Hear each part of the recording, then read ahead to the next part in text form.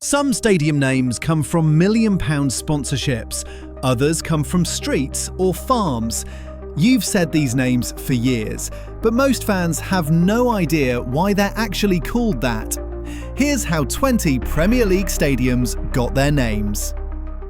Arsenal's shiny North London fortress opened in 2006. And before you ask, yes, it's named after an airline. However, the Emirates deal was massive, a reported £100 million sponsorship that helped fund the move from Highbury. But here's the thing that annoyed fans. They could have called it Emirates Arsenal Stadium, or literally anything with an extra word in there. But no, now everyone just calls it the Emirates, which technically refers to the UAE, not a football ground in Holloway. During UEFA competitions, the stadium can't use sponsor names, so it becomes Arsenal Stadium, which was actually Highbury's official name too. Some die-hard fans still refuse the corporate branding and call it Ashburton Grove, the site's original name. The location was an industrial wasteland and waste disposal estate that Arsenal bought in 2000, and after years of planning battles and financial hurdles, they finally left their beloved Art Deco Highbury behind. Highbury, if you're wondering, was just named after the area, a district in Islington. Villa Park has one of the simplest naming stories in football, and honestly, it's refreshing. When Aston Villa moved there in 1897 from their previous ground in Perry Bar, they set up shop in what was called the Aston Lower Grounds, part of a Victorian amusement park on the former grounds of Aston Hall, a 17th century Jacobean mansion. The park had been used for cricket, cycling, athletics, and even hosted Buffalo Bill's Wild West show in 1887. The stadium was literally in the park in Aston, so they called it Villa Park. Not exactly rocket science, is it?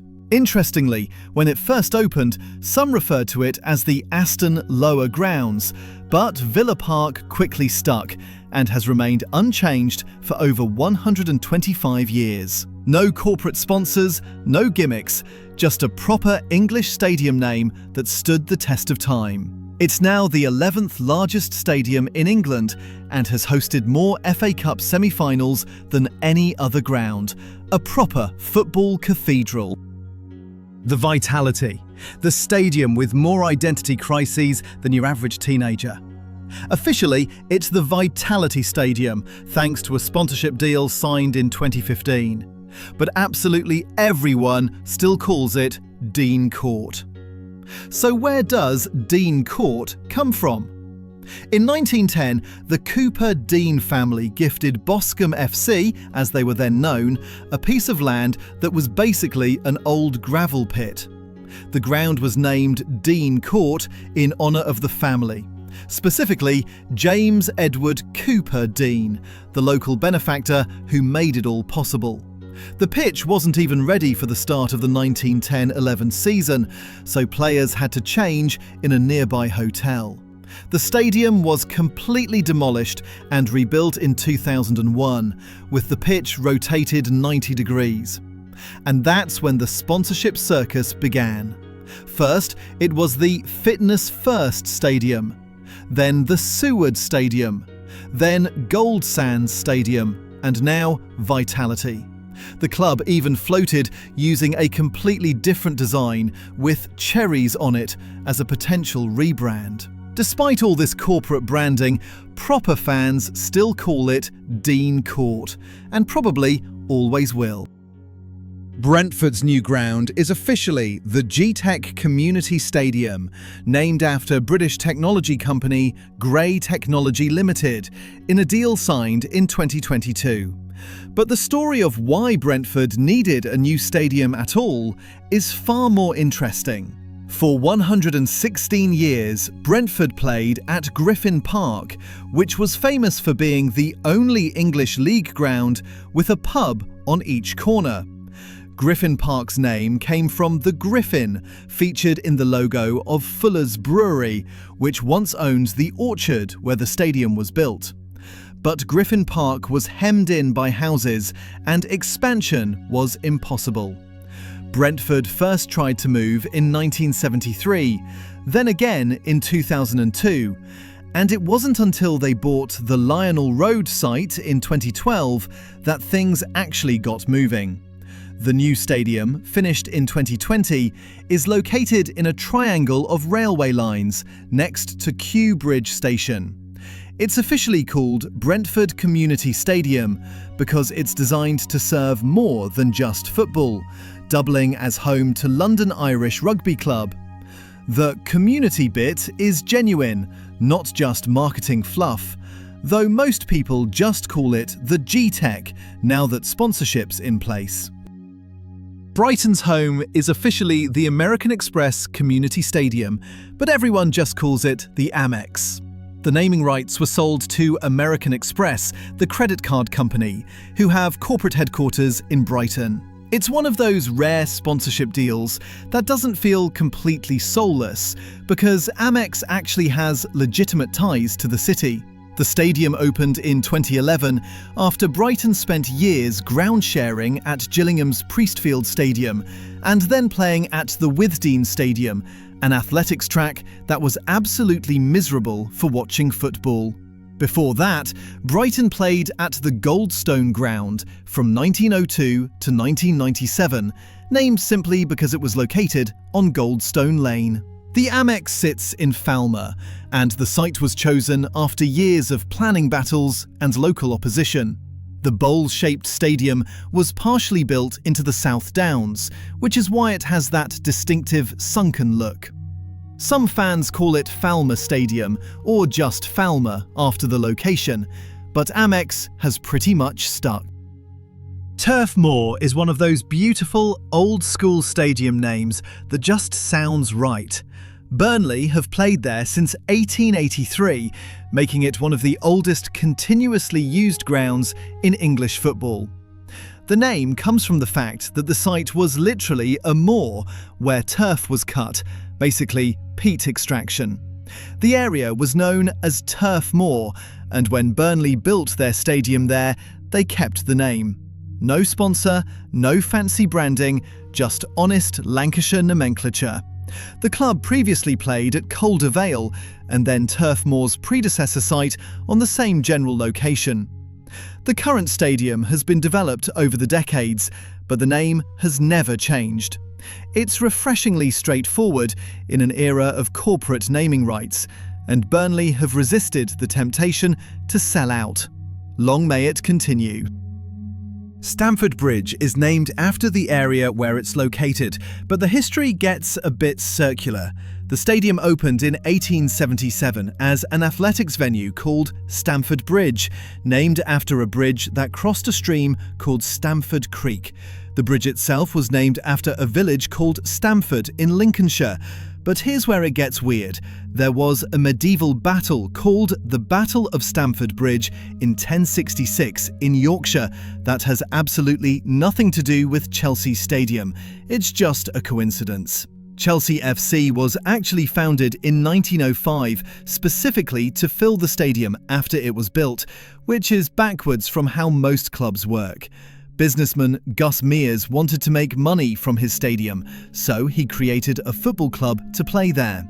The stadium has been extensively rebuilt over the years, and there have been occasional rumours of renaming it for sponsorship, but Stamford Bridge remains. The name is so iconic that it's become synonymous with Chelsea itself, making any potential rebrand basically unthinkable.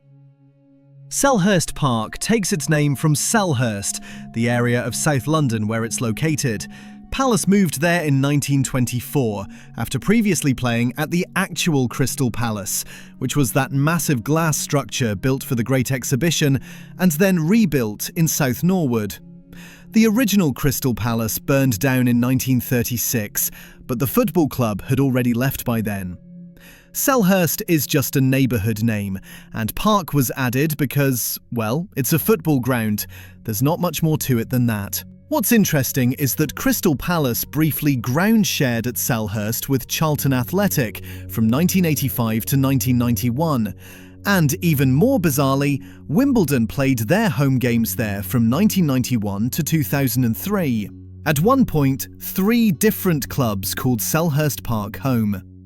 The stadium has been gradually redeveloped over the decades, but the name has never changed. No corporate branding, no sponsorship deals, just good old-fashioned geographic naming. Goodison Park takes its name from a 19th century civil engineer named George Goodison, who had absolutely nothing to do with football. He just happened to own land in the area.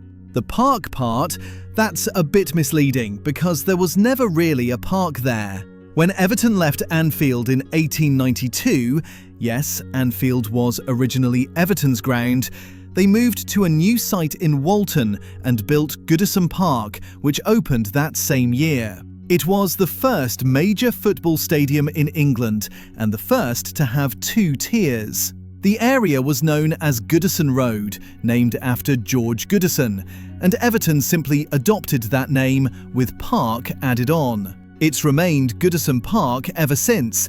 However, Everton finally left after 132 years, and their new stadium on the docks is called Hill Dickinson Stadium. Craven Cottage has the most romantic stadium name in English football, and it's named after an actual cottage that still stands in the corner of the ground. The cottage was built in the 1700s by William Craven, the 6th Baron Craven, on royal hunting grounds by the Thames. It was used as a retreat, a hunting lodge of sorts. The cottage changed hands over the years, and the land was eventually used for recreational purposes. Fulham moved to the site in 1896, and the name just stuck. The actual Craven Cottage building is now used for offices and changing rooms. The whole setup is a riverside stadium with a literal historical cottage in the corner, trees overhanging the stands, and a pavilion that looks like something from a village cricket ground. Fulham have had numerous opportunities to move to bigger, more modern stadiums, but they've stayed at the cottage. You can't buy that kind of character. Elland Road is named after, you guessed it, the road it sits on. Leeds United moved there in 1919, after previously playing at Elland Road Rugby Ground. The rugby club Leeds RL had been playing at a ground on Elland Road since 1897, and when that club moved away, Leeds United took over the site and built a football stadium. But where does Elland Road come from? It's named after the town of Elland in West Yorkshire, about 25 miles away. Why name a road in Leeds after a town that far away? Who knows? Victorian eccentricity maybe. The stadium has been Leeds United's home ever since, and despite various financial troubles and ownership changes, the name has never been sold off for sponsorship. It's just Elland Road, proper and simple. Anfield is simply named after the area of Liverpool where it's located. The site was originally built in 1884 by Everton FC, making Anfield technically Everton's stadium first. But after a rent dispute with ground owner John Holding in 1892, Everton left and moved to Goodison Park. Holding, now stuck with an empty stadium, formed a new club to fill it, Liverpool FC. So Liverpool was literally created to play at Anfield. The area's name, Anfield, comes from the fields in the district, though the exact etymology is debated. Some say it refers to Anne Fields or Anna's Fields, while others suggest it's simply a contraction of an old field name. Regardless, the name stuck and has become one of the most famous in world football. The Kop, Anfield's famous stand, is named after Spion Kop in South Africa, a site of a Boer War battle in 1900. Many British stadiums had Kop stands after that battle, but Liverpool's is the most iconic. The Etihad Stadium is named after Etihad Airways, the Abu Dhabi-based airline that's part of City's ownership group. The naming rights deal was signed in 2011 for a reported £400 million over 10 years, one of the biggest sponsorship deals in football history. But before it was the Etihad, it was the City of Manchester Stadium, built for the 2002 Commonwealth Games. It was an athletics stadium first, then converted for football when City moved in from their beloved Main Road in 2003. Main Road, for the record, was named after the street it was on, which in turn was named after the River Main. So, City went from a simple street name to a corporate airline sponsorship. Old Trafford is named after the area of Greater Manchester where it sits, which is simply called Old Trafford. The stadium opened in 1910 after United left their previous ground at Bank Street in Clayton. But why is the area called Old Trafford? The name comes from the Old English Stratford, meaning a ford where a Roman road crossed the River Irwell. Over centuries, it became Trafford, and the Old was added to distinguish it from other places with similar names. The stadium is also nicknamed the Theatre of Dreams, a phrase coined by legendary player Bobby Charlton. It's one of the most iconic stadium names in world football, and despite various sponsorship opportunities over the years, United have resisted renaming it. Old Trafford is Old Trafford. St James's Park is named after St James's Street, which runs alongside the stadium. And that street is named after the nearby Church of St James, which dates back to the 1200s. Newcastle United have played there since 1892, making it one of the oldest continuously used sites in English football. But here's where it gets controversial. In 2011, owner Mike Ashley renamed it the Sports Direct Arena after his retail empire. Fans were absolutely livid, boycotting the name entirely and continuing to call it St James's Park. The backlash was so intense that Ashley backed down a year later, and the name reverted to St James's Park. It's a rare victory for fans over corporate greed.